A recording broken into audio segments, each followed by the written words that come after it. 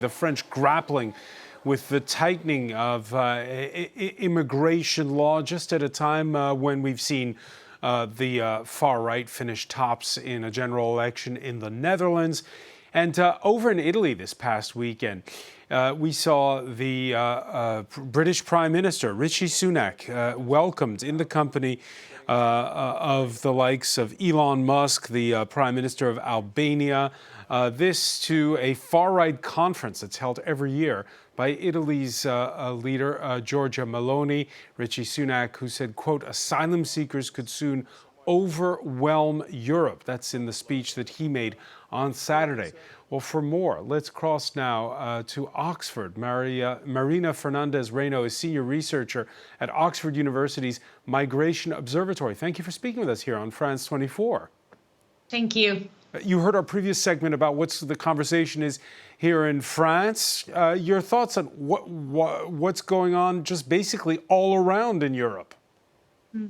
Yes, this is not only something that is specific about France. So in many European countries, and this had happened in the past, when the issue of immigration becomes more salient, that also is related to the increasing votes to far-right parties. And this we see usually that far-right parties seem to thrive electorally when the issue of immigration or asylum it's salient in the political debate. And sometimes mainstream parties, that includes the party of Macron, they react to the success of the far right by adopting some of their positions. So some of the anti-migration or becoming more authoritarian in terms of migration issues, more restrictionist views.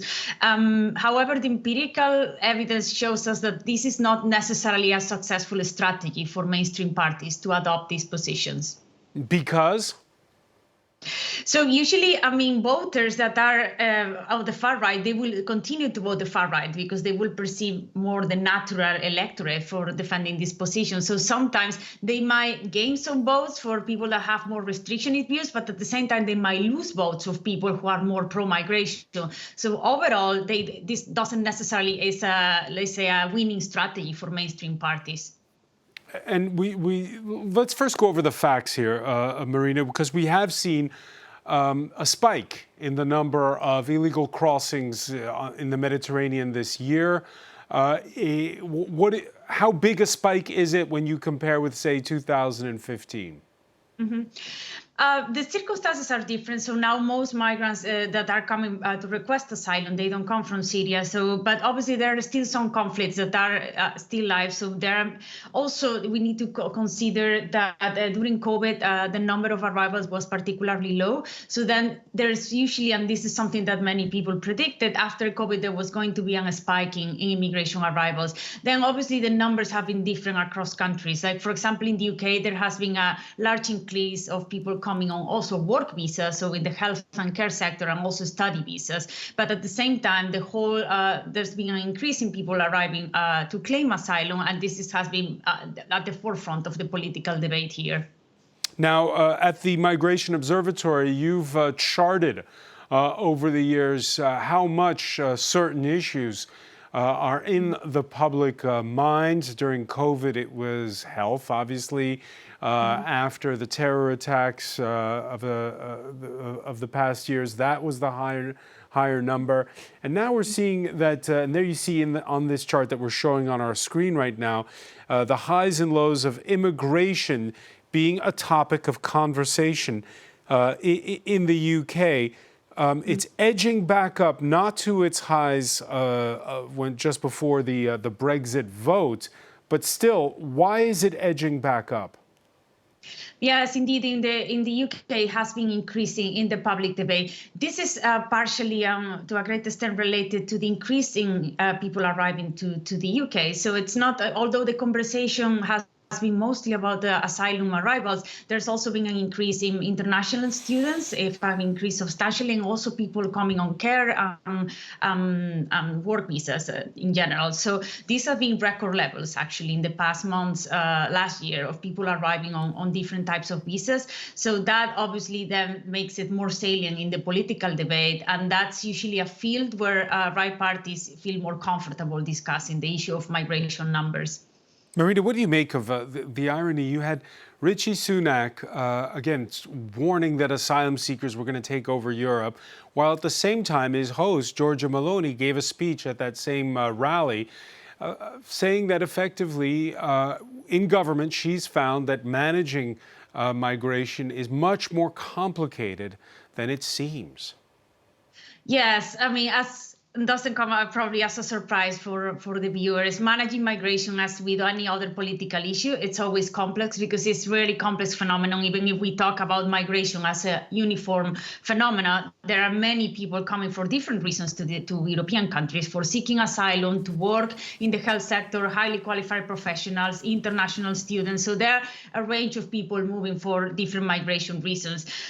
Sometimes being restrictive can also have negative economic impact. So that's also the governments, even right-wing governments, are very worried about. They don't want to harm the economy. But regardless of that, Rishi Sunak and Meloni, they seem to have like some agreement in some positions, particularly with respect to asylum seekers. Is it strange, bedfellows, to have Rishi Sunak alongside Giorgia Meloni at a festival that's basically rooted from that she founded when she was a teenager, with the successors of those who supported Mussolini? Does Rishi Sunak belong at the same gathering as Meloni's party, and also, should I say, the far-right Vox leader from Spain, who was there too? Yeah, historically, the Conservatives have not been considered far-right to the extent that Meloni and other Italian political parties, or Vox, which emerged recently in Spain, are considered typically far-right parties. Nonetheless, the Conservative Party, when they used to be present at the European Union, they were not part of the Popular Party, let's say the center-right parties, because their views tend to be more Eurosceptic and a bit more anti-migration than the mainstream popular or center-right parties in Europe. So although it might seem strange, there are some agreement in some positions, particularly with respect to how to manage asylum. The asylum, as your viewers might know, the asylum system in the UK, they've been trying to change it for a while, change it radically to the extent that people are processed overseas in a different country, not in the UK. And that brings us back to what you said at the outset. Is that a winning strategy for a prime minister who's headed into a re-election campaign? Yeah, so in general, all right parties, and particularly far-right parties, but also center-right, they tend to focus on immigration issues of showing hard views or more authoritarian views on immigration as a strategy that gives them more votes, right? They tend to feel more comfortable in that field. So it's logical that from a political strategy, they try to make this issue more salient in the political debate, especially when a new election is coming, probably next year, and the numbers don't look good for the Tories.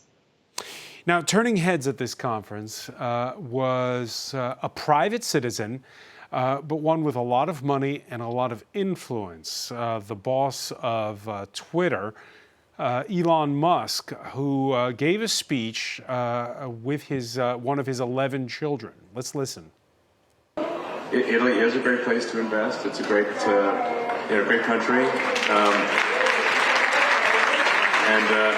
But I do want to emphasize that I do worry about the low growth rate. And you know, if a company is to invest in Italy, they're like, well, you have to say, like, will there be enough people to work there?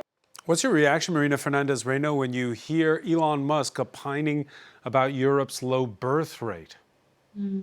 I think he's an eccentric character. I think we all are aware of that. So let's maybe not take him so seriously. But yeah, this is a worry, both of the left and the right, the low fertility rate of Europe. But probably he's framing it in a way more linked to immigration. But I will try not to make because in the end he's just a millionaire that has a social network, and I know that he has influence. But in the end, he doesn't have an impact on immigration policies in Europe. Marina Fernández-Reino, I want to thank you so much for joining us from Oxford. Thank you.